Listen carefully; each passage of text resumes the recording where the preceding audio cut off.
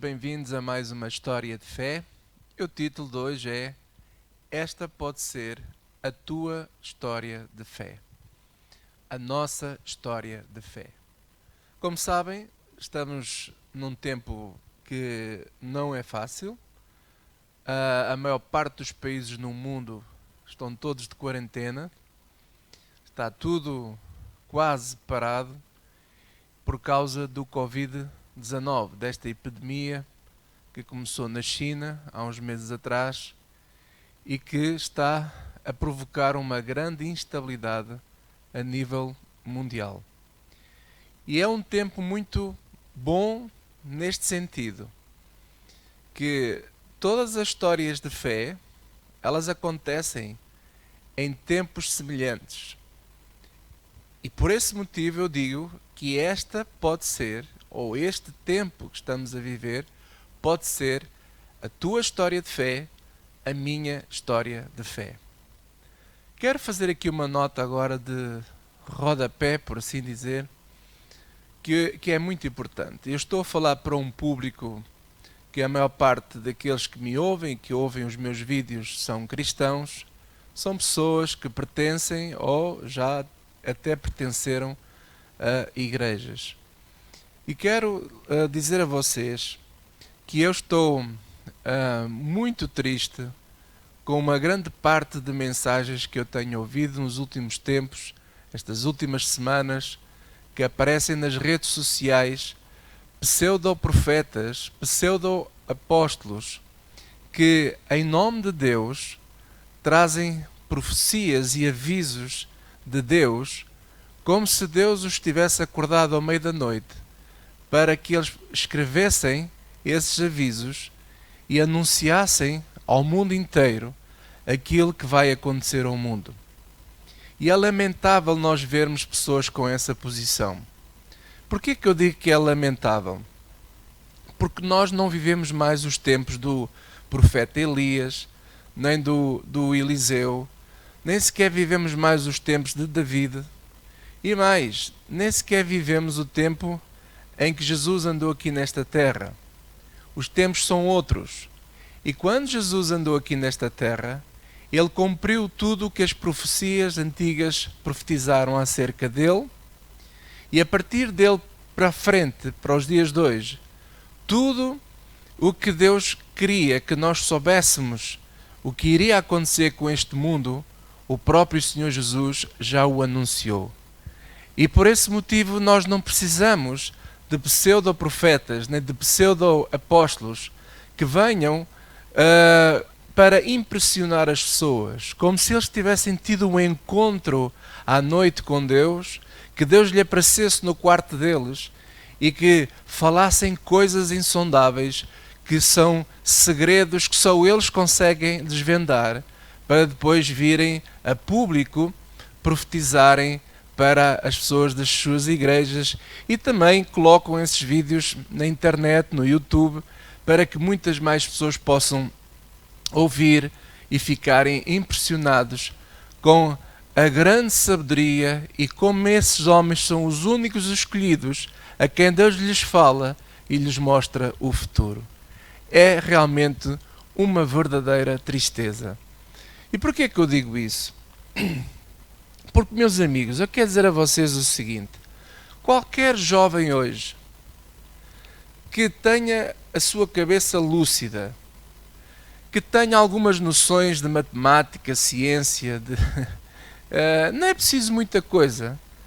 Qualquer pessoa hoje que tenha esta informação que eu lhe vou agora dar, consegue adivinhar, por assim dizer, prever aquilo que poderá ser cenários que acontece no mundo nos próximos tempos. E aquilo que eu vou dizer é um facto. Não é uma fake news, não é uma invenção, é um facto, está provado. E o que é que está provado? Que o maior cancro que esta sociedade tem chama-se desigualdades. Porquê? Porque 70% da riqueza que este universo produz está nas mãos de 2.000 pessoas, mais ou menos. E 10 pessoas, dessas 2.000 pessoas, 10 dessas pessoas retêm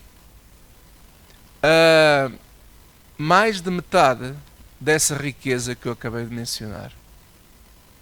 É brutalmente satânico, é brutalmente imoral, é brutalmente muito mau, e é por isso que hoje o mundo, diante desta pandemia, está a ver-se aos abraços e aos problemas com um grave problema que é o colapso da economia.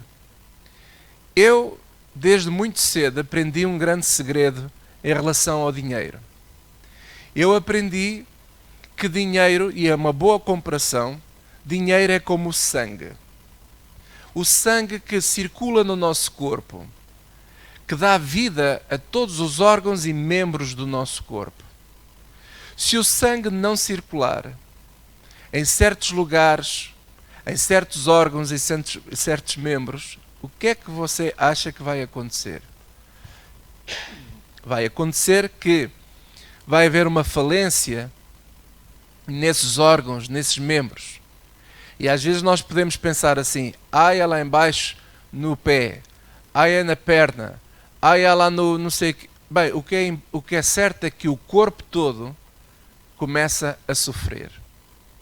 As pessoas ainda não conseguiram entender que se algum país, ou se houver muitos países que estão a sofrer de uma forte desigualdade, ou que a economia esteja estancada, como se estancássemos o sangue, ou se o sangue estiver retido e não circular, muitas pessoas ainda não entenderam que isso vai causar graves problemas na circulação mundial, digamos assim, desse sangue, desse dinheiro, que é suposto dar vida à economia mundial. E quando nós ouvimos falar que poucas pessoas têm a maior concentração da riqueza do PIB, do produto interno de produção de riqueza do universo, então está tudo dito. Está tudo dito porquê? Porque se isso não for liberto, se aquilo que está retido não for posto a circular na economia, vai haver colapso. E não é só uma nação que vai colapsar, são as nações todas como dominó. Umas demoram mais tempo do que outras, mas todas vão colapsar se não começarem a tomar decisões. Tem que haver decisões diferentes daqui para a frente. E meus amigos, não preciso de ser profeta para anunciar isto. Eu não preciso de ter nenhuma unção especial, nem preciso de pegar numa caneta e um caderno e dizer que tive a noite toda a escrever o que Deus mandou-me falar. Porque isto está mais que visto. Qualquer pessoa que entenda um pouco disto vai profetizar, por assim dizer, sobre um futuro negro, se isto não for resolvido. Então, meus amigos, atualmente, aquilo que hoje toda a gente está preocupada, que é o vírus, poderá se tornar, eu repito, poderá se tornar o mal menor dos nossos problemas. Porque o maior problema que está neste momento e que estamos todos a ser confrontados é com a economia estagnada. Se a economia colapsar, vai ser um grave problema para o mundo inteiro. Não é só para uma nação, é para todas as nações. Nós vemos, por exemplo, que as nações que ainda têm algumas reservas e são mais ricas, determinaram pôr o povo em quarentena e vão subsidiando as famílias com cheques de $1.000 por mês ou com ajudas, subsídios extra aqui e acolá, ajudando as empresas. No caso, por exemplo, da Europa, eles optaram por um outro problema, que para mim é um problema, que é usarem os bancos para financiarem, criarem linhas de crédito, injetando assim dinheiro na economia, usando linhas de crédito ou moratórias para que as famílias e empresas depois, mais tarde, assim que a economia reatar, possam pagar de volta esse dinheiro que recebem como ajuda agora para se manterem vivos num tempo de quarentena, num tempo em que está tudo praticamente parado. Isso é uma medida que poderá funcionar por um mês ou dois. Mais do que isso, não é possível. A Europa não tem capacidade de ter os países todos, mês após mês, numa situação dessas. Não tem capacidade. Não há dinheiro suficiente, porque enquanto a maior parte da riqueza estiver nas mãos daquelas poucas pessoas, que é cerca de 70%, os outros 30% não conseguem dar vazão a toda esta sangria que a economia está a provocar por falta de liquidez, por falta de circulação de dinheiro. E por mais que os bancos emitem nota e façam papel, eles não podem, chega a uma altura que não há mais valor, senão chega a uma altura o papel não tem mais valor nenhum. Porque não se pode emitir papel, dinheiro, notas, acima dos valores que existe de reservas de ouros que de cada nação tem. Então, isto é uma situação absolutamente dramática que estamos a ver. É uma situação que poderá ter, se as pessoas quiserem e tiverem boa vontade, poderá ter solução. O grande problema é o que as Escrituras falam, o que a Bíblia fala. A Bíblia fala que o amor ao dinheiro é a raiz de todo o mal. O amor ao dinheiro é a raiz de todo o mal. Esse é que é o problema. E se as pessoas que têm nas mãos o poder de libertar recursos, se não o fizerem, não vai haver hipótese alguma se continuarmos assim de quarentena. Então temos vários cenários. Um possível cenário é, já que esses não libertam o fluxo e não injetam esse dinheiro na economia, temos que contar com os 30% que andam a rodar pelo mundo todo. Então o que é necessário fazer? Bem, temos que voltar a trabalhar. Não podemos estar muito mais tempo de quarentena. É impossível, não podemos. Eu não sou muito apologista e, sinceramente, eu não gosto muitas vezes da maneira como o Bolsonaro, por exemplo, fala. Não tenho simpatia por ele, sinceramente. Mas que Deus abençoe o homem e que o ajude nesta hora difícil. Mas eu entendo, por exemplo, a situação do Brasil. Eu entendo quando ele diz que as pessoas têm que voltar para o trabalho, que não devem fechar o comércio, etc. Eu entendo, porque eu já lá vivi. Eu sei que é um país onde há uma desigualdade absolutamente dramática. É uma coisa absolutamente... onde nós vemos lá das pessoas mais ricas deste mundo às mais miseráveis deste mundo. É uma disparidade absolutamente abismal. Abismal. E agora você começa a imaginar quando começa a faltar comida em casa para as pessoas comerem, porque as pessoas começam a ser despedidas, porque as empresas não se aguentam. Aquele povo todo vai para a rua. O perigo que está o aumento que vem aí de criminalidade, de roubos, de assaltos às lojas, de tudo e mais alguma coisa que você possa imaginar. Mas quem diz no Brasil, diz em qualquer nação. Porque até mesmo as nações mais ricas, por exemplo, como os Estados Unidos, nós até já vimos que em pequenas catástrofes de natureza natural, os americanos entram em desespero, vão para a rua, assaltam as lojas, entram pelas lojas de adentro, roubam as televisões, fazem... As pessoas, quando estão encurraladas e quando está em causa a vida delas, as pessoas são como é que eu ia dizer, estão dispostas a tudo e mais alguma coisa para sobreviverem.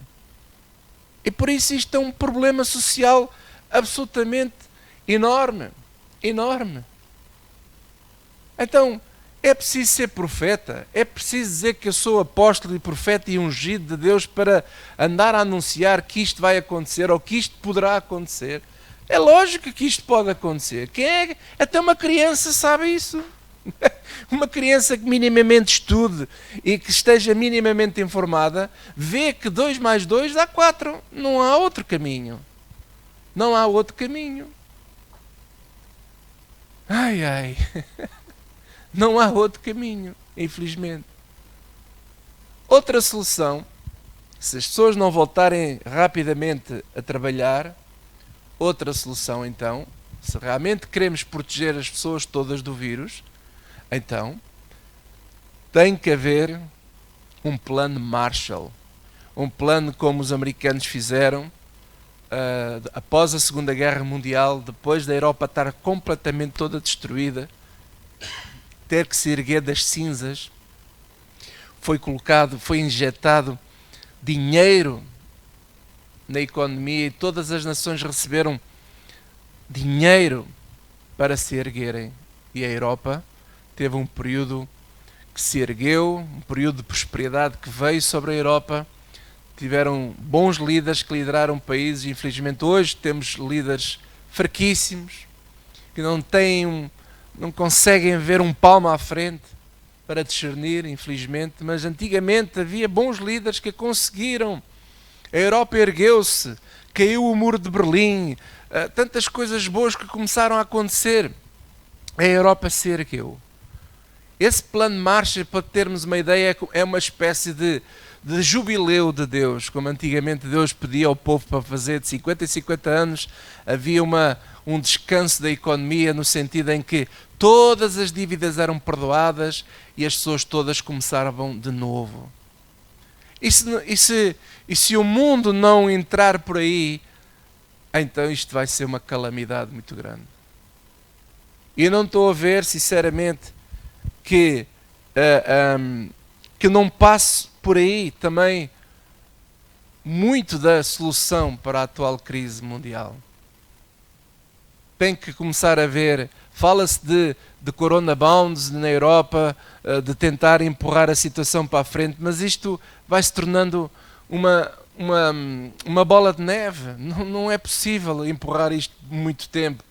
Então tem que haver aqui um apelo à bondade dos credores, tem que haver aqui um apelo para que essa gente que retém essa economia toda, que retém na mão essa riqueza toda, temos que apelar a esse pessoal para largarem, para soltar, para injetar esse dinheiro na economia e para que possa haver perdão de dívidas em todas as nações e em todas as famílias, para que todos possam se erguer novamente.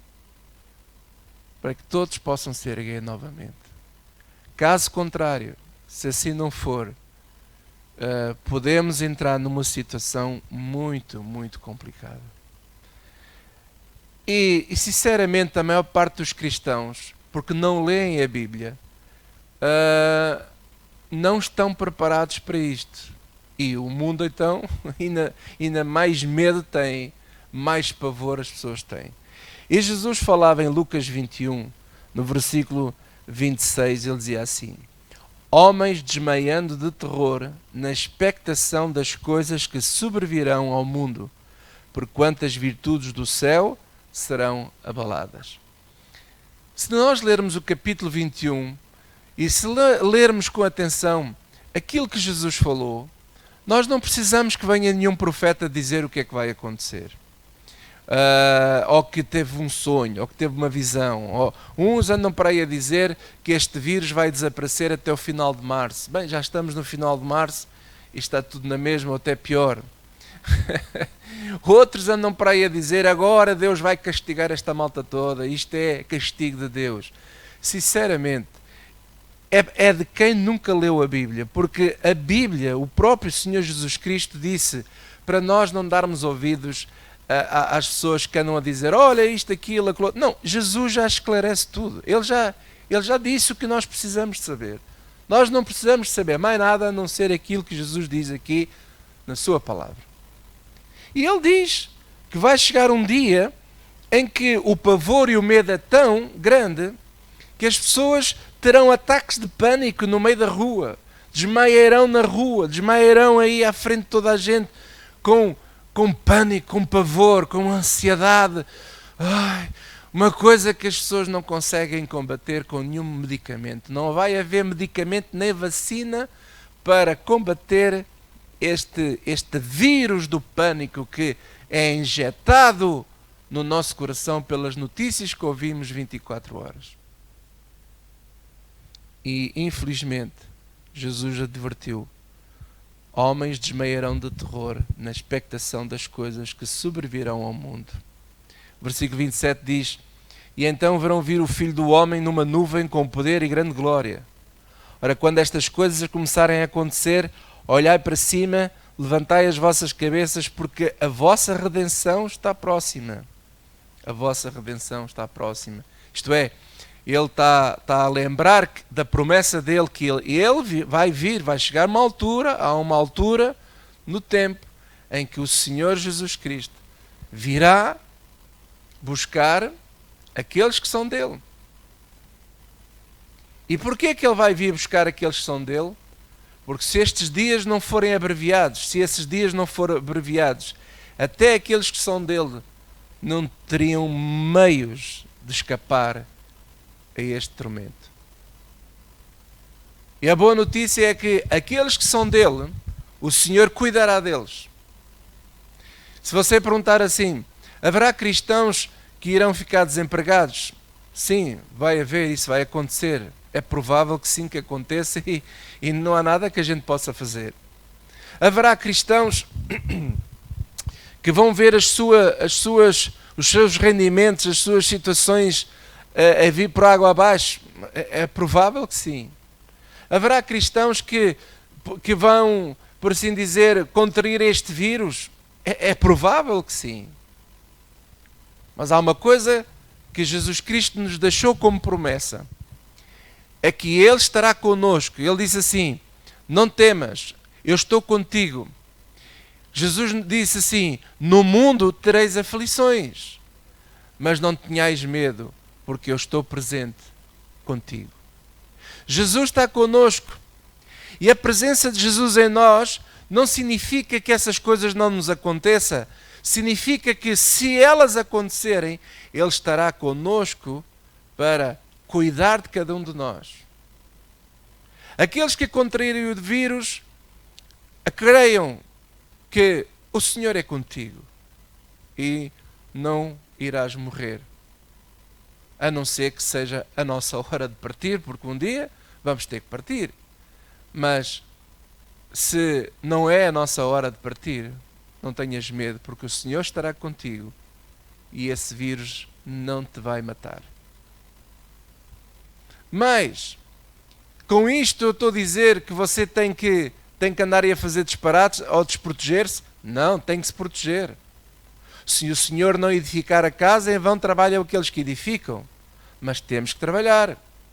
Se o Senhor não proteger a nossa vida, em vão nós fazemos toda a proteção possível. Mas temos que proteger-nos. Quer dizer o quê? Que o Senhor está connosco para nos ajudar.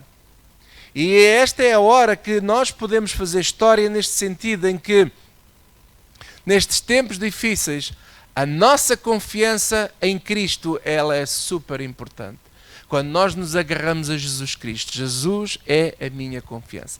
Ele é a âncora da minha alma. E eu creio. E quer eu contraia a doença ou não, quer eu perca o meu emprego, quer não, quer eu veja os meus rendimentos ir para água abaixo, quer não, eu sei que Ele está comigo, Ele é a minha âncora e Ele cuidará de mim e vai fazer que não me falte nada.